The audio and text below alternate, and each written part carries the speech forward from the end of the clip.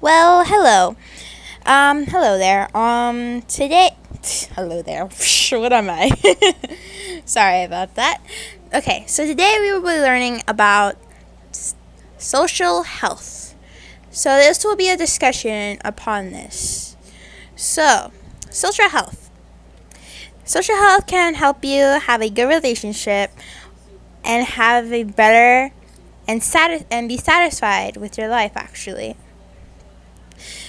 So, people say that loneliness and solitude are maybe the same, but they're really not. Loneliness is sometimes when you want to be alone, and solitude is actually when you are legit, don't have any connections with family or you don't have any friends. That's solitude because then you're actually forcing people out of your bubble, I should say, metaphorically.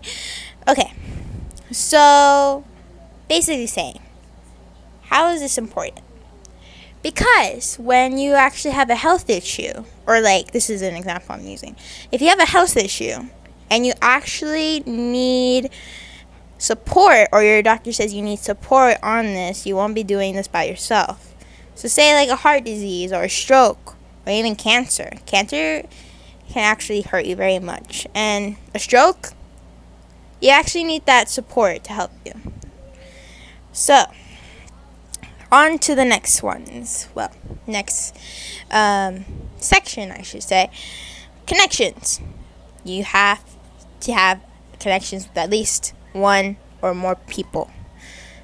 Connections are important, and there's actually 3 types of connections: intimate, relational, and collective connections.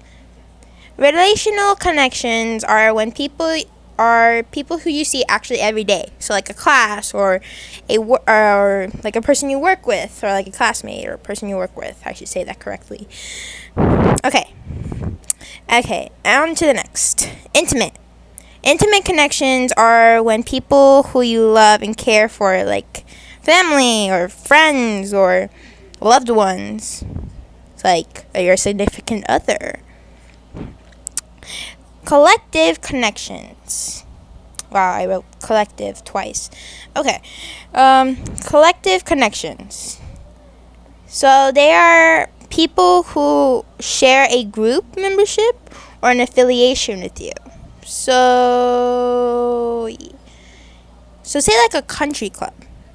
You actually go and have like a little group talk, or like people who you talk to but are not really your friends. You're just there. Okay, I think that would make sense.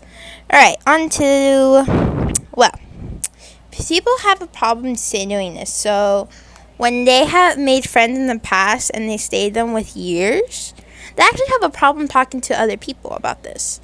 So say if you're meeting a new person and you don't know how to talk to them because you're just like, I already have enough people in my life. You need to be able to talk to new people, or say like, for example, if you're in a job interview and you don't know what to say to them, you're actually kind of in trouble because you need to say something to them, answer their questions.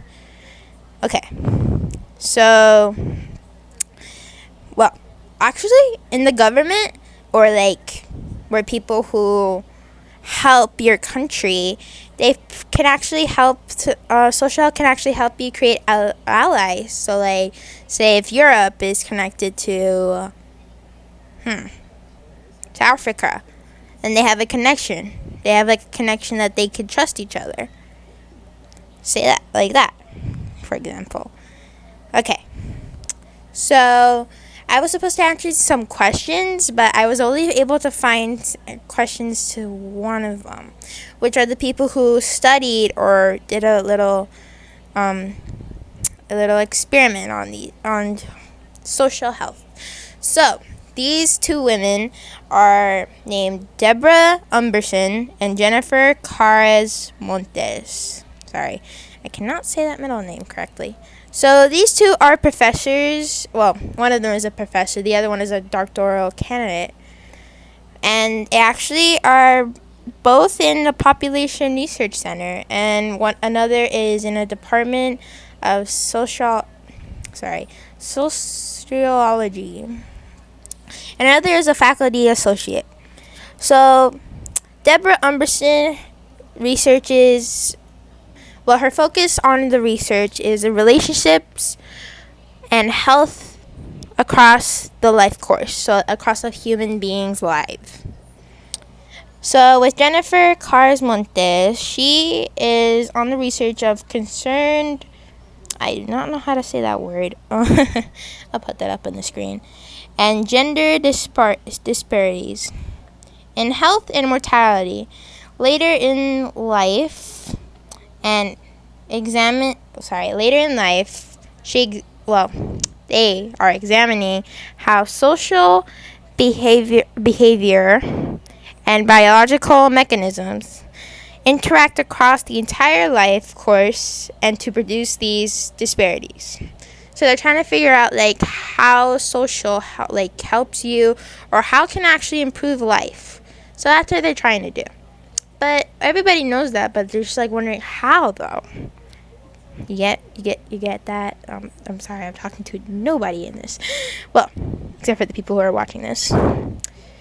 This is supposed to show evidence that social relationships can affect your range of life, can affect your lives with health outcomes and mental and physical health. Because physical health is what's wrong with your body, while mental health is what's wrong with your brain and your thoughts. Social is actually with your mental health. And it can actually affect your physical health as well. So if you're really depressed or have anxiety, it can actually affect how you are physically. So that's actually quite sad. So it can actually also help you with your health habits and your mortality rates. So, social health, is it important? Yes it is. So, I hope you enjoyed this speed draw, because I'm just drawing characters. Since it was Pride Month, I was just drawing my characters, my little original characters. So, I hope you enjoyed this video. And I hope you have a good day. Or night. Whatever time zone you have. Bye!